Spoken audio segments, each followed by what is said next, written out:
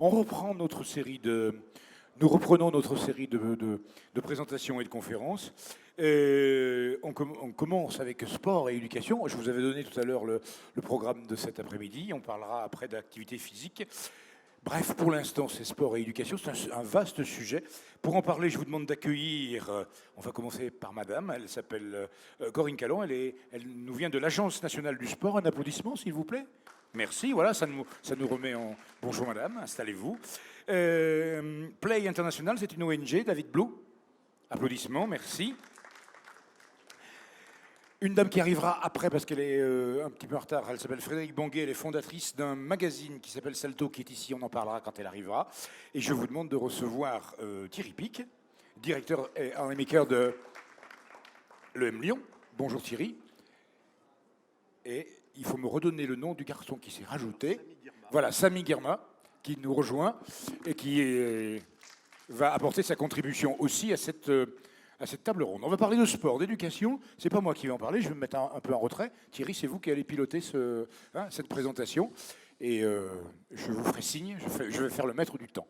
À votre disposition, vraiment. Merci, monsieur. Merci beaucoup. Comme on est assez nombreux, effectivement, j'ai plutôt choisi d'être un peu le passeur de plat, j'allais dire, de cette mini-conférence. Donc Frédéric, qui est en train de courir, nous rejoint.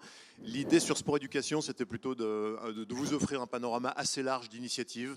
On ne va pas être évidemment exhaustif sur ce sujet. On n'a pas forcément non plus un fil rouge, mais je pense que c'est intéressant d'évoquer le sujet au niveau à la fois des enfants, des parents, des sportifs de haut niveau, des initiatives internationales. Et donc, voilà le choix de cette palette. Alors, peut-être que je propose, chacun, vous nous dites qui vous êtes, ce que vous faites, votre organisation, qu'on puisse juste un peu bien comprendre. Puis ensuite, on ira évidemment avec chacun un peu plus dans le détail. Corinne, peut-être? Oui, bien sûr. Hop, on va distribuer les micros. Oui. Bonjour à tous, Corinne Callon. J'ai un parcours de professeur de PS, d'entraîneur en gymnastique, juge international pour la Fédération française. Cadre technique, après, directrice technique nationale de la Fédération française de gymnastique, responsable du projet olympique des Jeux de Rio. Et donc en sortant de Rio, une opportunité se croise à moi, Paris 2024, les Jeux olympiques en France. Et donc une volonté de l'État d'essayer de bouger des lignes, de transformer un système pour avoir des résultats à hauteur de l'enjeu. Voilà, donc je rejoins l'équipe de Claude Onesta depuis début 2018. Et donc notre mission, c'est d'essayer d'améliorer les performances françaises. Et dans nos réflexions, depuis il y a la création de l'Agence nationale du sport, qui a été juridiquement, j'allais dire, reconnue depuis fin avril 2019, c'est tout frais.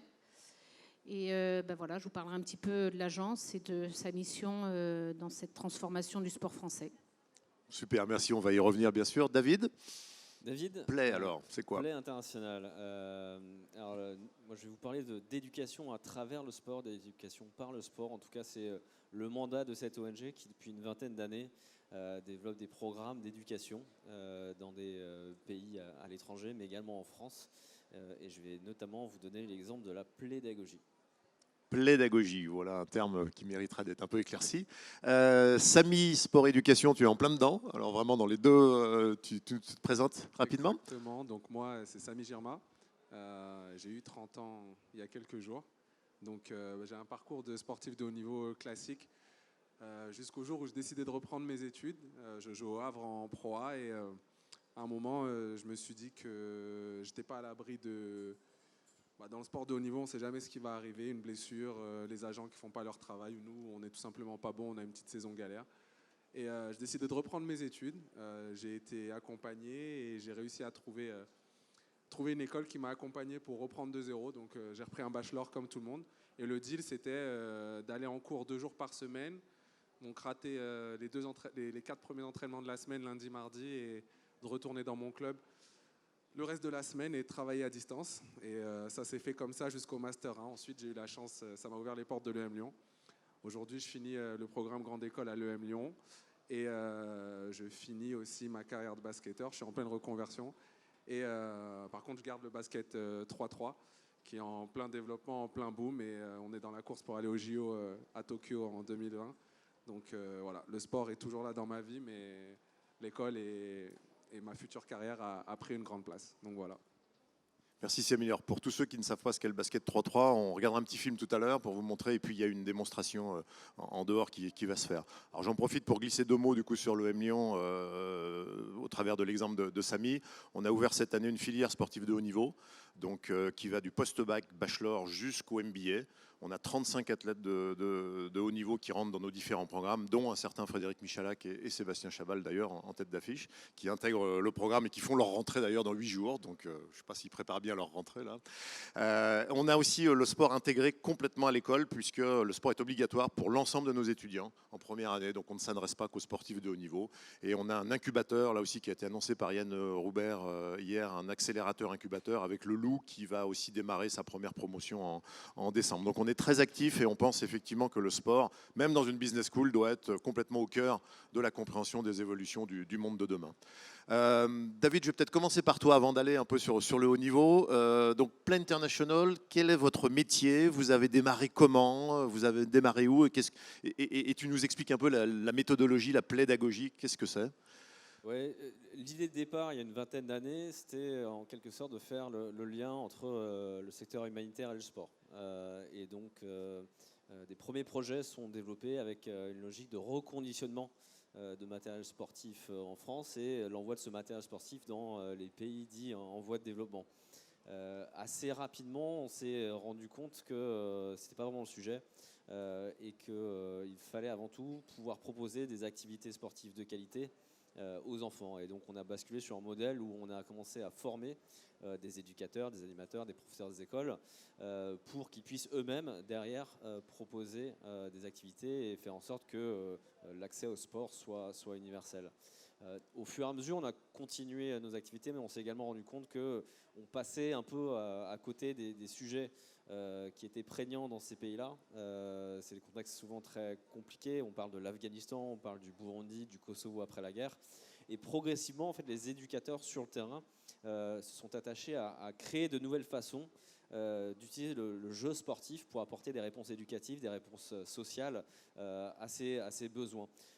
Et donc, on a progressivement créé des méthodologies, des pédagogies actives, et dont la pédagogie, qui est l'une de ces méthodes, pas la seule, hein, mais c'est celle qu'on a incubée en quelque sorte dans plusieurs écoles élémentaires dans les années 2010-2012, en essayant de standardiser une approche et de faire en sorte qu'on puisse dans les quartiers prioritaires notamment, utiliser l'activité physique et sportive comme support pour faire des cours de sciences, pour faire des cours d'enseignement moral et civique.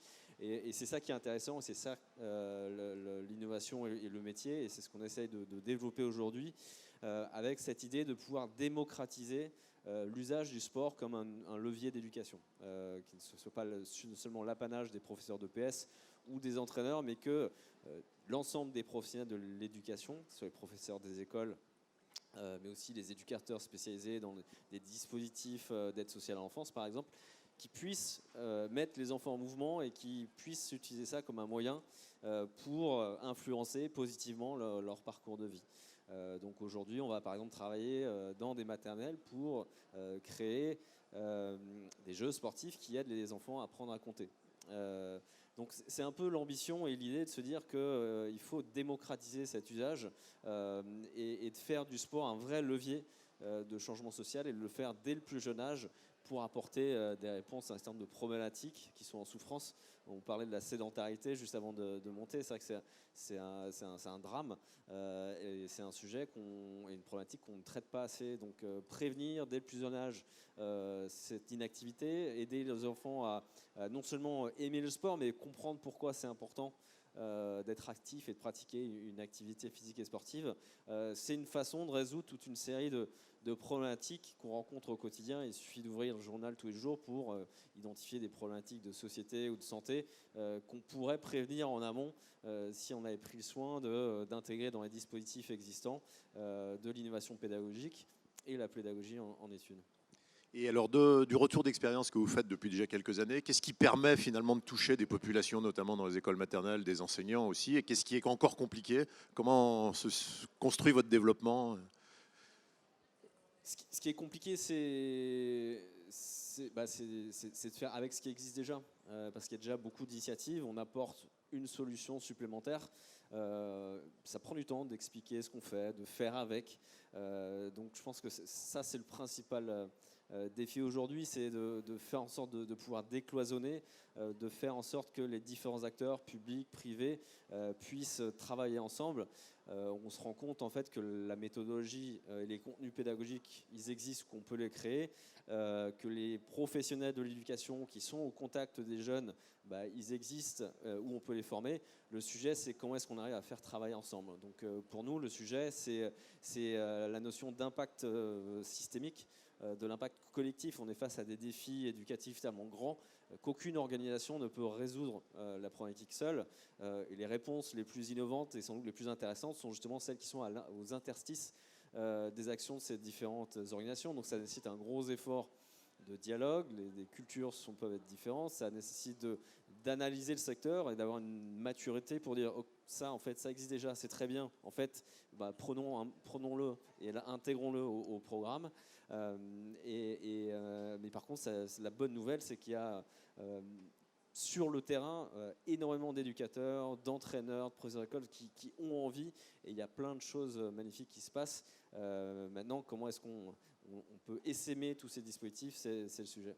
Superbe. Et je comprends aussi que du coup, au départ, une organisation internationale, finalement, traduit son expérience dans notre territoire en France, et un acteur nouveau peut aussi du coup contribuer sur une base internationale à nous aider, nous pays, à nous prendre, à nous occuper de ces sujets-là aussi. Complément, c'est l'innovation sociale inversée, et on a tendance à penser qu'on est très bon sur l'éducation. On a un système qui fonctionne, qui a ses limites, mais il y a plein de choses qu'on peut aller chercher, y compris dans les pays auxquels on ne pense pas forcément. Mais la pédagogie aujourd'hui, qui est utilisée dans plusieurs centaines d'écoles, elle est née en Bolivie, elle est née au Burundi. Donc il faut aussi aller chercher l'innovation dans des endroits auxquels on ne pense pas forcément. Excellent. Donc voilà, un exemple d'une initiative venant d'une ONG, d'une structure ONG. Corinne, du coup, cette agence, on en parle depuis des années, le sport en France, ça existe. Qu'est-ce qu'elle amène de plus? Pourquoi créer une agence pour la performance, mais pas que? Tu nous en dis un petit peu plus? Oui, alors comme je disais, l'opportunité, c'est déjà Paris 2024, avec une ambition de résultats. Et je dirais, au-delà, bien sûr, de 2024, d'essayer d'avoir des équipes de France plus performantes. C'est en fait l'opportunité de questionner un système qui est installé depuis de longues années, qui était, si on remonte à il y a 50, 60 ans, en sortant de Jeux Olympiques, où on n'avait été pas bon du tout. Et à l'époque, donc, le général de Gaulle avait choisi de positionner des moyens d'État à un niveau d'expertise, que ce soit en créant les catégories des cadres d'État qui sont placés auprès de fédérations ou en mettant des moyens au travers des conventions d'objectifs. Ce modèle, il a 60 ans et effectivement, on se rend compte aujourd'hui que la concurrence internationale a beaucoup évolué, que l'environnement a beaucoup bougé aussi et qu'il est temps de re-questionner ce système. Et donc, cette agence, elle se veut à une gouvernance partagée pour faire, j'allais dire, plus que le périmètre de l'État aussi, pour essayer de regrouper tous les acteurs qui ont un lien avec la performance, donc de mobiliser des moyens de la recherche, les moyens du médical, les moyens financiers privés, etc. Et donc de faire du plus en termes de plus-value. Alors bien sûr, faire des équipes de France performantes, comme dit Claude Onesta, il n'y a pas de recette, il n'y a pas de recette pour la performance. Sinon, bien sûr, tout le monde le ferait. Et donc, l'idée, notre stratégie première, c'est plutôt d'identifier les freins. Qu'est-ce qui fait qu'on n'est pas si performant que ça? Qu'est-ce qui fait que dans certaines disciplines, on est 10e ou 5e ou 15e? Et comment faire pour être sur ce podium mondial et olympique? Et donc, c'est en fait mettre sur la table tous les freins et puis essayer de les gommer petit à petit. Et donc, on se rend compte que parfois, dans certaines disciplines, il y a peut-être un manque d'argent pour faire plus d'actions ou payer des entraîneurs à la hauteur où il faudrait les payer, ou faire que les sportifs s'entraînent à 100% et soient sereins dans leur entraînement et pas obligés de travailler pour payer leur loyer. Donc là, c'est un axe financier. On se rend compte aussi parfois que le côté justement de l'expertise au niveau de la recherche ou du médical ne redescend pas jusqu'aux sportifs selon leur discipline. Et donc là, on a l'ambition de mobiliser, de mettre en avant tout ce qui existe, de faire travailler la recherche au service de ces performances sportives.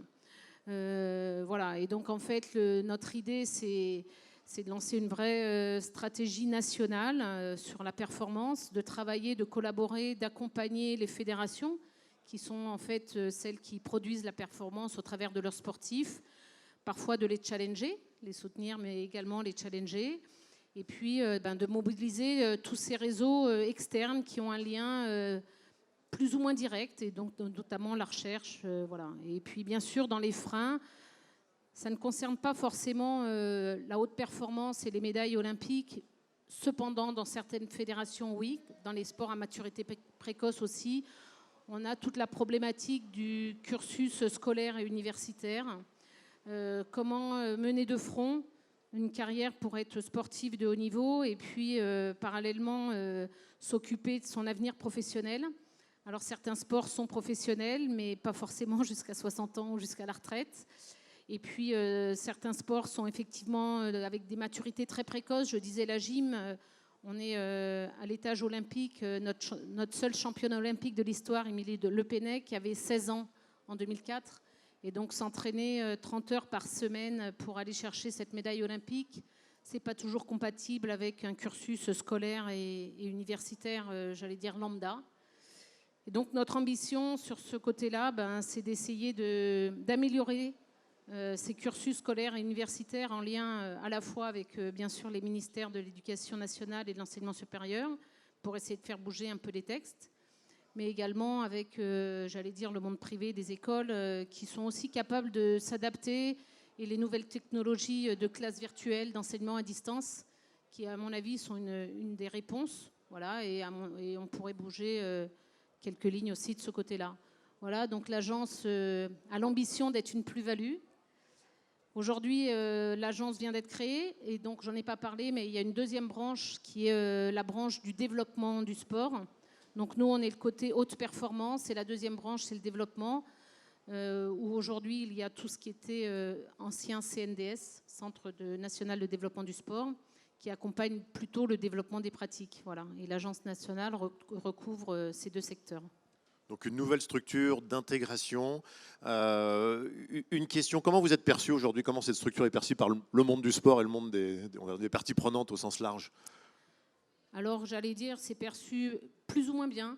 Quand je dis plus ou moins bien, alors effectivement, quand on parle de cette plus-value, j'allais dire le changement, c'est qui veut changer, tout le monde lève la main. Et quand il faut rentrer dans l'action du changement, il y a des bras qui baissent parce que ça perturbe, on fait bouger le paysage et l'écosystème actuel. Et donc, voilà, tout le monde ne voit pas ça forcément d'un bon œil.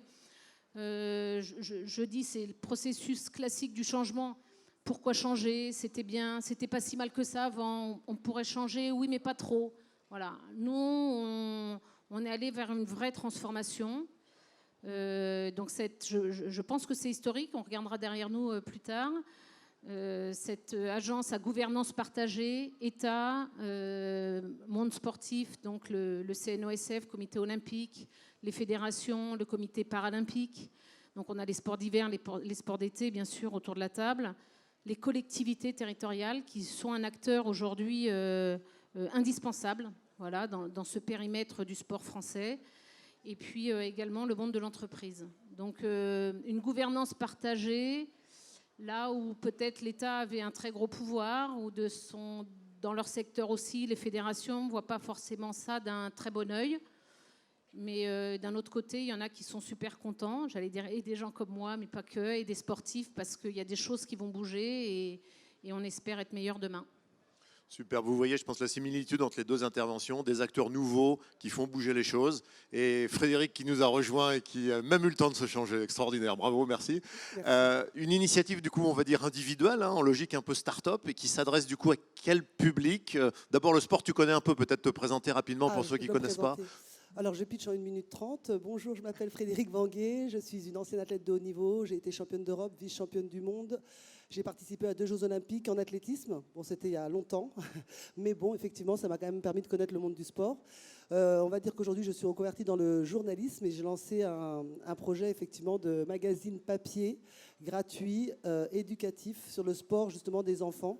L'idée étant d'accompagner les parents et les encadrants dans le sport des enfants, car finalement, c'est de l'éducation. Le sport, on le sait, bon, je le dis, hein, le sport, c'est l'école de la vie, on le dit tous, et on sait que c'est important, mais en tant que parent, on n'a pas forcément les outils, ni dans le choix, ni dans les pratiques, ni dans le moyen de les accompagner en cas de blessure, en cas de défaite, en cas de victoire.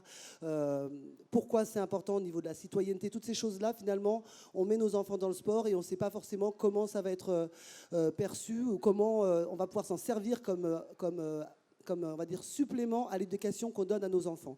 Donc c'est vrai que pour moi, le sport doit servir à accompagner encore plus l'éducation, parce qu'on vit dans un monde qui va très vite, on vit dans un monde où on ramène du travail à la maison, on vit dans un monde où on travaille, on fait beaucoup de voitures, et donc effectivement on rentre à la maison le soir, on est un peu fatigué, et parfois on laisse passer. En tant que parent, j'en fais partie, hein, je ne culpabilise personne parce que j'en fais partie, et en tant que parent, parfois on laisse passer certaines choses que le sport parfois permet de recadrer.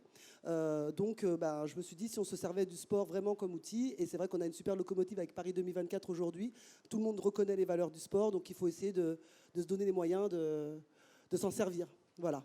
Donc le magazine, il est là, vous Voilà. pouvez évidemment en prendre quelques exemplaires. Ils sont gratuits, donc vous vous servez, et sur le principe, c'est un abonnement, l'abonnement aussi est gratuit, vous vous abonnez sur saltomag.com, et vous récupérez aussi gratuitement, enfin vous l'avez directement dans votre boîte aux lettres sans payer les frais de port. Comment on développe une initiative gratuite, j'imagine en te servant de ton réseau, mais c'est quoi tes leviers? Alors, honnêtement, on va dire d'abord que c'est un peu de la folie. C'est-à-dire qu'on oublie, que la presse papier, c'est compliqué. On oublie tout ça et on se dit, mais le message est trop important, il faut essayer de le faire passer. Et je pense que comme c'est un message qui est, pour moi, le sport pour tous, je veux qu'il soit gratuit et je me bats pour qu'il soit gratuit, jusqu'à dans la boîte aux lettres, puisqu'on va essayer de toucher des personnes qui ne sont pas, enfin, qui ont d'autres problématiques. Et si tu leur demandes de payer 1 euro, ne serait-ce que pour payer un timbre, tu les auras pas, ces gens-là. Et pourtant, ils vont voir une interview d'Olivier Giroud en couverture, ils vont se dire, parce qu'ils aiment le foot, ils vont se dire, tiens, c'est intéressant. Ils vont lire l'interview. Olivier Giroud raconte plutôt comment lui, il a été accompagné en tant que jeune et comment il fait aussi avec ses enfants.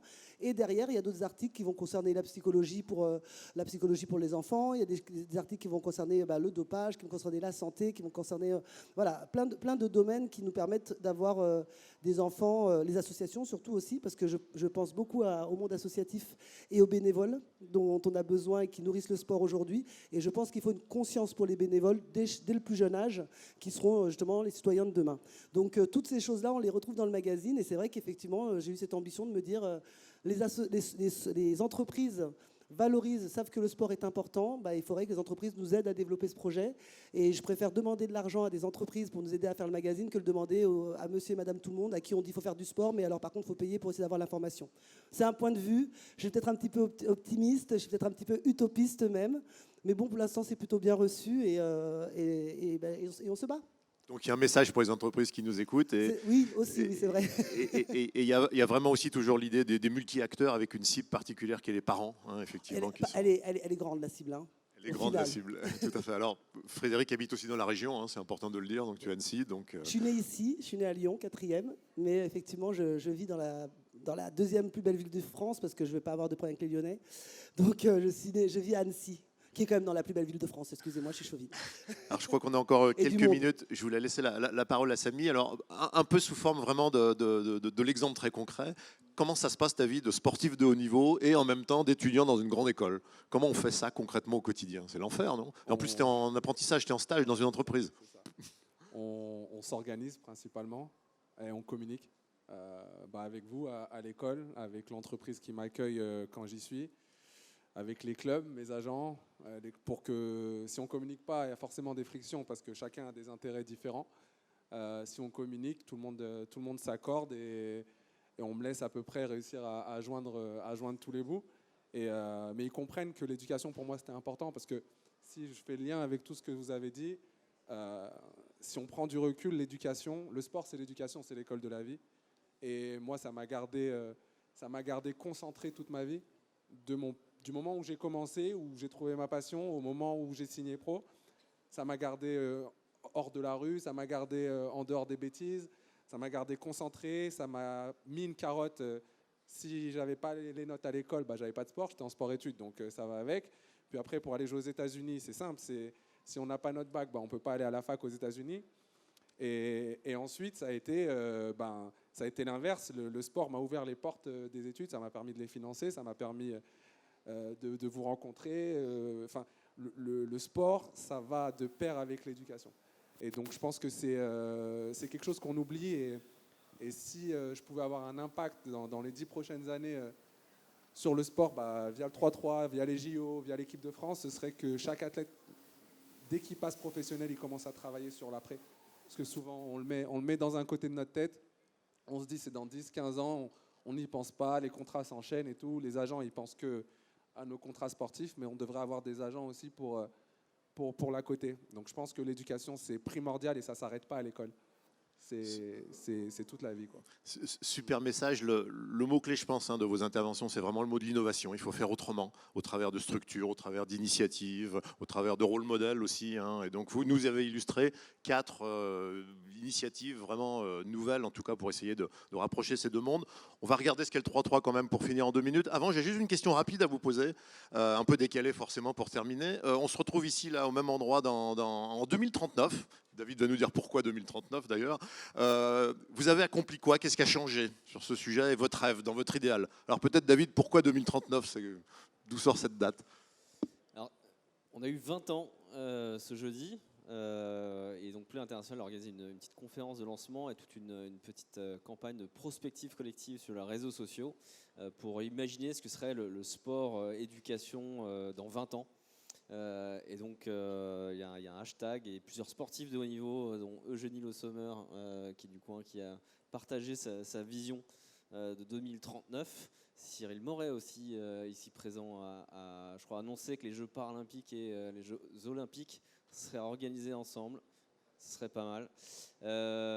Dans 20 ans, moi j'ai envie de dire que Play International n'existera plus. Parce qu'on aura contribué à instaurer une dynamique qui fait que l'éducation par le sport sera devenue la norme et qu'il y aura plein d'initiatives comme ça qui ont été lancées et il deviendra normal de faire un cours d'enseignement moral et civique dans un gymnase. Excellent. Sur ton initiative, on peut tous contribuer, tout le monde peut donner sa vision du sport en 2039. Il faut contribuer, je vous invite à le faire. C'est aussi un appel. Alors rapidement, peut-être votre rêve, votre vision à 20 ans, les uns et les autres. Comment il me passe le micro. Il me balance le bébé. Parce qu'en plus, j'allais dire, oui, moi, j'aimerais bien que d'ici 20 ans, mais ça a été dit, donc que d'ici 20 ans, le sport soit une partie intégrante de la vie de chacun. Ça soit normal de faire du sport, comme il est normal de manger, comme il est normal de respirer. Pour moi, je pense que ça devrait être une chose fondamentale de la vie. Donc, effectivement, ça, c'est dans la globalité. Après, j'aimerais bien qu'effectivement, de manière un peu plus personnelle, ou en tout cas par rapport à mon projet, que le Salto devienne une référence, ou quand on se pose une question sur l'éducation et le sport, on se dit tiens, je vais aller chercher la question, mon fils s'est blessé, comment je fais? Il est mauvais perdant, comment je fais? Et que vous ayez le réflexe de se dire tiens, il y a un endroit où il y a une boîte à outils qui est ouverte pour t'aider à faire en sorte que le sport aide ton enfant à grandir. Voilà, j'ai fait un peu égoïste, un peu global. Voilà. Super. Samy, Corinne, rapidement. Moi, si j'ai un regard agence nationale, côté haute performance, que la nation soit placée sur les podiums mondiaux et olympiques de façon très régulière.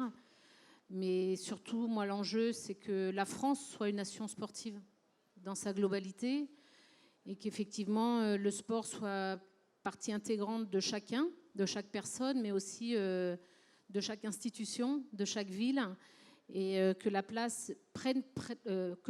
sport prenne pleinement sa place dans notre vie. Ce qui n'est pas le cas encore aujourd'hui. Très bien. Samy, à part le fait que tu sois champion olympique. Pour rebondir sur ce que vous avez dit, c'est que le sport soit partie prenante de la vie de chacun, parce que la sédentarité, je pense que c'est un gros problème aujourd'hui. On se rend compte qu'il y a plein de gens qui ne bougent pas, qui ne font pas de sport et du coup qui délaissent leur corps alors que c'est le seul endroit dans lequel ils peuvent vivre. Et ça, ils n'y pensent pas. Et à l'inverse que,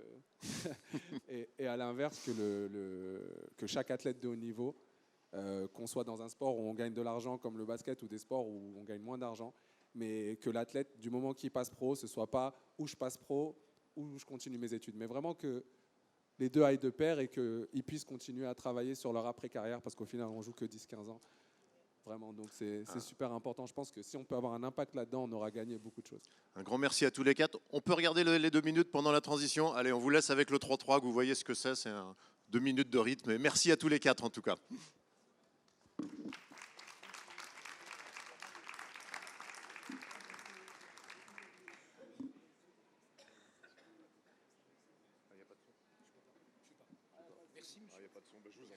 Merci à vous.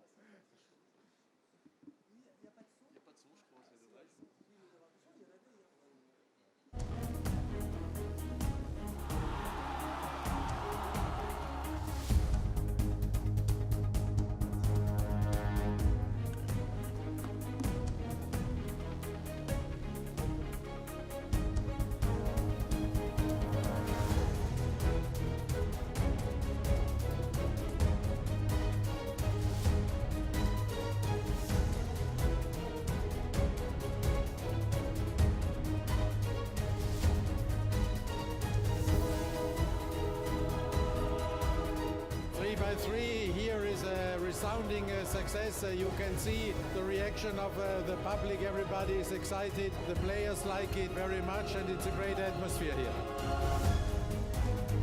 We had no clue how quick these games are, how fast-paced they are. You know, take it out of the net and you just go, go, go, go. Basically a 10-minute sprint.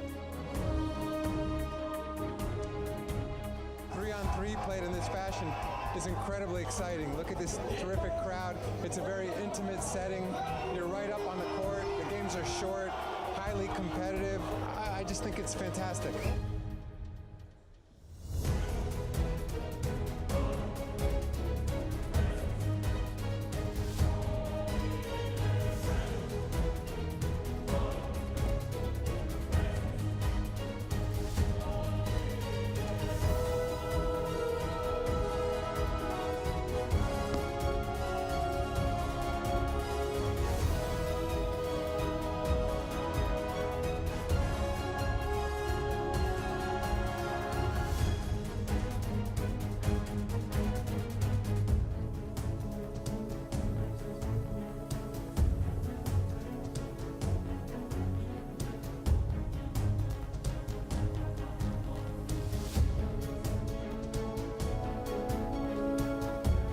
I just came from Rio and I attended many beach volleyball games, and I think in the same way that beach volleyball has created an incredibly exciting, energetic venue targeted at young people, I think we could do the same thing with 3-on-3.